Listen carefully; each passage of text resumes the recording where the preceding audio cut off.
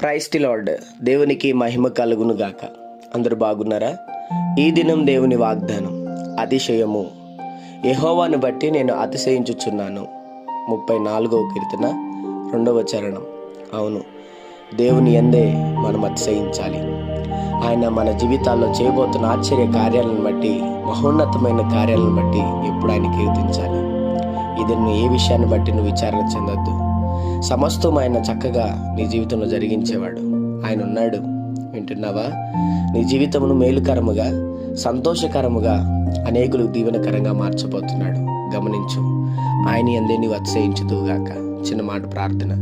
ప్రేమ కనికరం గల మా తండ్రి, నీకు వందనాలు. ఈ ఉదయకాల సమయంలో బిడ్డలను మీరు దీవించి బలపరిచి, వారు వెళ్తున్న ప్రయాణంలో, మార్గముల్లో, పనుల్లో, ప్రయత్నంలో ఈ దినం మీరు వారికి తోడుగుండమని, నిశ్చయంగా నీ సన్నిధి కృప వారికి తోడుగుంచమని యేసు నామములో అడుగుతున్నాం మా తండ్రి. ఆమేన్.